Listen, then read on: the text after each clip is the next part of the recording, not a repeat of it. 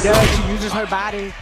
I will be out Sunday, but I'm feeling a lot better, excited to get back into practice today, and then feeling really, really positive about getting back into one of the games at the back-to-back. Obviously, difficult coming back in a back-to-back. If the NBA is going to review calls, you're saying the WNBA can review calls and act retroactively. Every so often, someone in the sports media world stops holding back and addresses a controversy head-on. That moment came on June 24th, 2026, during the matchup between the Indiana Fever and the Phoenix Mercury. In the second quarter, both teams battled for a loose ball when Alyssa Thomas made forceful contact with Caitlin Clark, appearing to strike her in the throat while Clark was down on the floor and no longer in possession of the ball. Thomas then stepped over Clark as play continued and no foul was assessed on the sequence.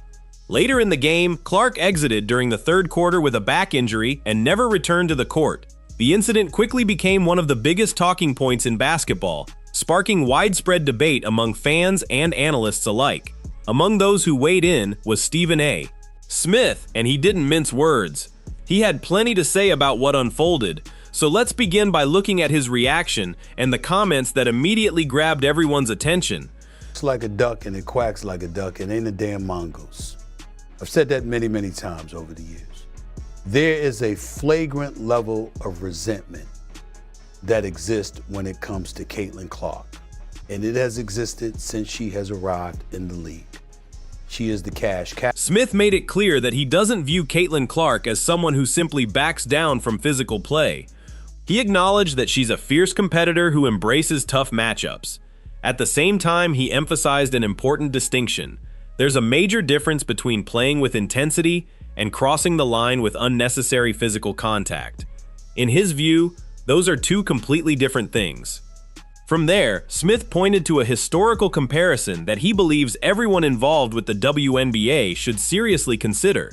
It was a reference designed to put the current debate into a broader perspective and highlight why the league's response to these situations matters. Elevated level of physicality that obviously compromised her availability last season where she missed a few games. There is a palpable resentment towards this girl, where you have people who are resenting of her star power and her cachet, and as a result, if they have an opportunity to go at her, they're going to take it. Smith didn't stop with criticizing the play itself. He expanded his focus to what he saw as a larger issue involving the WNBA as a whole. He also gave credit to Stephanie White, believing she addressed the situation directly. According to Smith, there were multiple points of contact against a defenseless player, all while an official had a clear view of the action from the baseline. Yet the sequence ended without a whistle, a foul, or any immediate penalty. As the game went on, Caitlin Clark exited in the third quarter because of a back injury and was unable to return. After the final buzzer, Stephanie White stepped to the podium and delivered a post-game message that quickly became one of the biggest talking points surrounding the incident.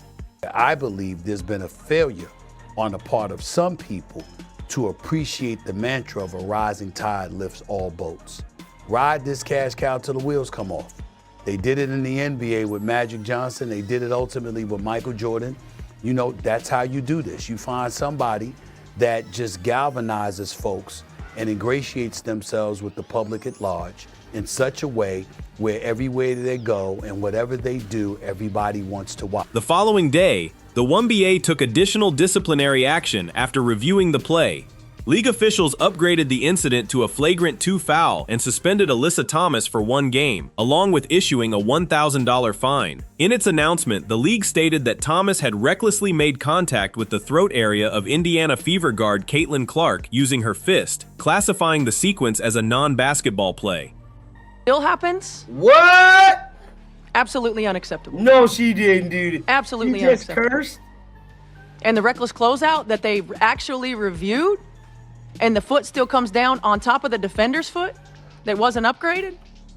Absolutely disrespectful. Phoenix Mercury head coach Nate Tibbetts strongly disagreed with the league's decision and made no effort to hide his frustration. Speaking before Alyssa Thomas served her suspension, Tibbetts spent several minutes defending his veteran player. He rejected the idea that Thomas had made a dirty play, criticized Stephanie White's comments as unfair, and argued that the league's ruling appeared to be influenced by reactions circulating on social media rather than a complete review of the incident. Tibbetts also claimed that the WNBA announced the suspension without first speaking to him, Thomas, or members of the Mercury's security staff, suggesting that the investigation was incomplete before discipline was handed down. NBA is putting itself well in the category of the WWE, where you don't really talk about the games, you talk about all the stupid stuff that's surrounded. They're also trying to make Alyssa Thompson a victim for the throat punch heard around the world of Caitlin Clark. Then, on Tuesday, June 30th, Alyssa Thomas publicly addressed the incident for the first time. She described the contact as entirely unintentional, saying she never realized the full nature of what had happened until she reviewed it after the game. Thomas also revealed that both she and several of her teammates had been subjected to death threats and racist messages in the aftermath of the controversy. She didn't stop there. Thomas also directed criticism toward WNBA Commissioner Kathy Engelbert, raising concerns about how the league handled the situation and its response following the incident. My disappointment with the suspension process by our league and our leaders in the W. This was not a thorough investigation, in my opinion. The people involved were not questioned at all.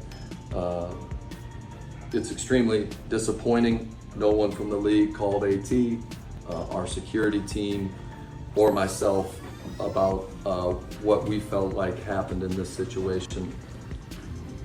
There is a protocol to be followed. Just coming from the NBA, there's been many investigations that I've heard about that there was calls on both sides, and that was not done in this situation, and that's disappointing. In her comments, Alyssa Thomas characterized the contact with Caitlin Clark as an accident and did not indicate that she believed the play warranted personal responsibility. Her remarks shifted much of the attention toward the threats and abuse she and her teammates said they received, rather than focusing on the on-court incident itself. The original sequence, however, began with Clark on the floor, contact to her throat during the play, and no immediate foul being called despite an official being nearby. It's also possible to recognize two separate realities at once. No player should ever be subjected to death threats, racist abuse, or harassment, and the league has a responsibility to address that seriously. At the same time, the WNBA is also responsible for enforcing its rules consistently and evaluating significant on-court contact appropriately, especially when it involves a defenseless player. It's basketball. Basketball is meant to be physical. Like I said, I didn't even know that play happened. If you watch the clip back, no one in the stands, their bench knew that it happened. Fans wasted no time sharing their opinions. As Stephen A. Smith's comments spread across social media, thousands of reactions poured in, with many viewers expressing strong feelings about the incident and the league's handling of it. Now we're being painted as thugs and there's death threats out on us, so it's really unacceptable. It's something that needs to change in this league, and I'm just really excited. One widely shared post argued that Caitlin Clark has become a driving force behind the WNBA's growing popularity, suggesting that her impact is pushing the league toward operating like a more successful business, built on fan demand and increased revenue. Another fan wrote, "Imagine bringing record-breaking viewership to the league and still being treated like this. Arenas are packed because people want to watch her play. Caitlin Clark should be valued like the superstar she is. Opportunities like this don't come around often." Similar reactions continued to appear across social media as the debate gained even more momentum. There's a lot of rhetoric behind her that she really has no control over, and I think that the way she handles that is just amazing. Like, I think when it comes to the game of basketball, like, she's probably top 5 most famous people that are playing right now, just in general. That includes our league. The discussion didn't stop there. Many fans turned their attention to the officiating, with some arguing that the level of physical play and inconsistent calls had become a serious concern. One comment read, "The officiating in the WNBA is getting out of hand. If this continues, one of the league's biggest stars could end up with a serious injury." Another reaction came from someone who said they were tuning into a WNBA game for the first time. The viewer wrote, "I don't usually watch the WNBA, but I decided to watch this game. Is this kind of physical play normal? I couldn't believe what I was seeing." For many new fans, Moments like these became their first impression of the league, adding even more fuel to the conversation surrounding the game's physicality and officiating. The referees, the officials completely missed the call. Because this happened to Caitlin Clark, and we're in this mode where every time Caitlin Clark is fouled, anytime anybody breathes on her, it brings out the hottest, the most scorching of takes. So in Boomer Esiason's mind is that Caitlin Clark is straight and white and therefore deserves a little bit more respect. And what he said was racist. Stephen A. Smith wasn't the only prominent voice to weigh in on the controversy. Far from it. As the debate continued to grow, WNBA legend Lisa Leslie also shared her perspective during an appearance on CBS Sports' We Need to Talk, delivering her thoughts in a direct and unmistakable way. Not surprised that the league went back and fined Alyssa Thomas, but I think at the same time, it's tough to think that official would have missed that they didn't have a replay on it. That was tough to me, and I think overall, the league's got to do better. The officials have got to do better, but also players. Players have to clean. She also addressed the moment when Alyssa Thomas walked away from the play without saying anything to Caitlin Clark, a detail that quickly became another point of discussion surrounding the incident.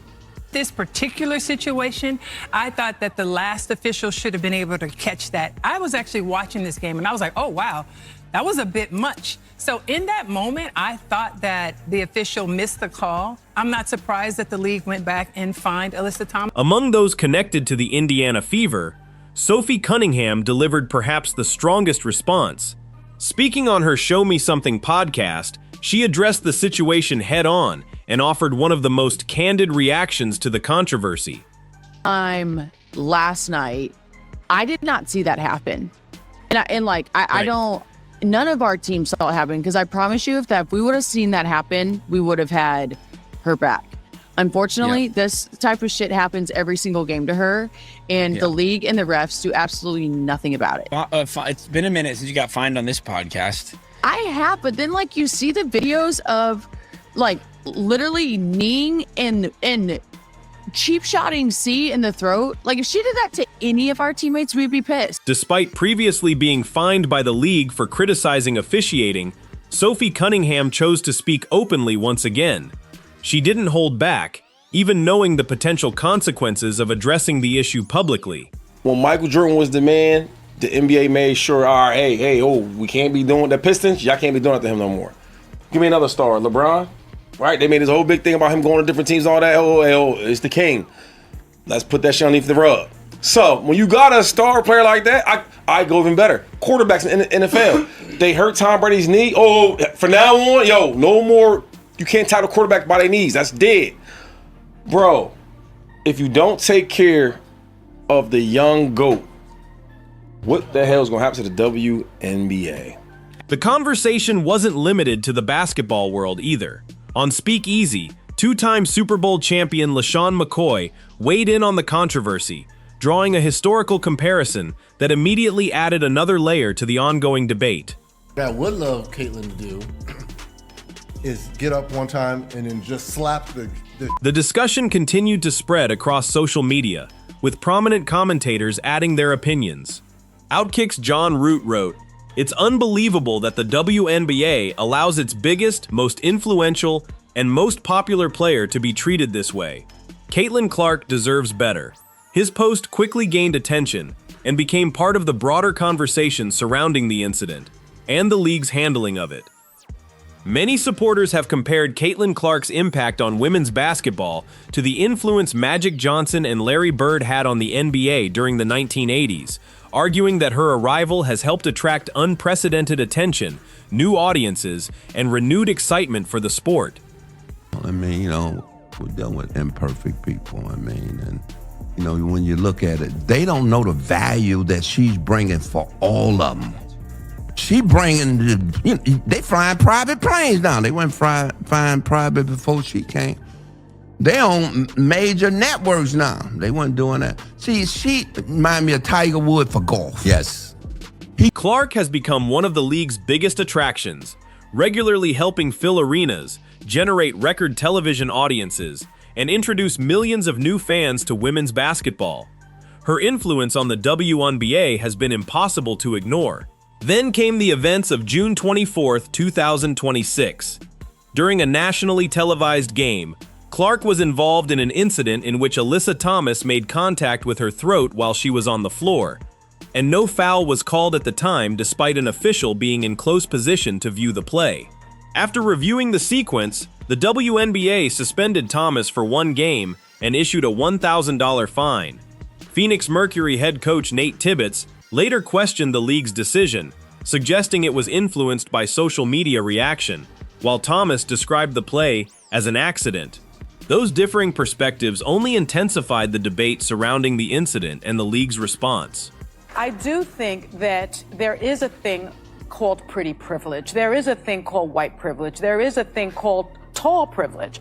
And we have to acknowledge that. And so part of it is about race, because if you think about the Brittany Griners of the world, why did she have to go to play in Russia? Because they wouldn't pay her. Because they wouldn't pay her. Because they wouldn't pay. Not pushing. And we have grown-ass men and women out here doing whatever they can to try to make sure that does not happen.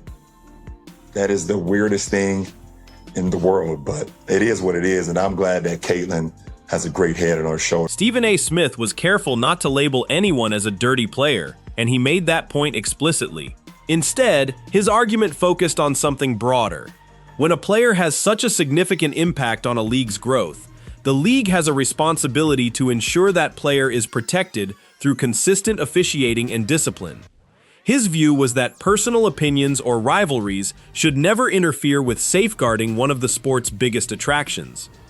Smith argued that the WNBA is in the middle of a rare opportunity. Caitlin Clark has helped drive record television ratings, increased attendance, and brought millions of new fans to the league. According to his perspective, the WNBA should build on that momentum rather than risk losing it. If injuries keep its most recognizable stars off the court for extended periods, the league could lose a unique period of growth that may be difficult to recreate. He also called for the WNBA to take a stronger approach to reviewing controversial plays and issuing discipline, similar to the process used in the NBA. That led many fans to ask whether a 1-game suspension and a $1,000 fine were an adequate response to the incident involving Alyssa Thomas and Caitlin Clark. The larger question raised throughout the debate was whether the league's disciplinary process is doing enough to protect its players while maintaining confidence in how these situations are handled.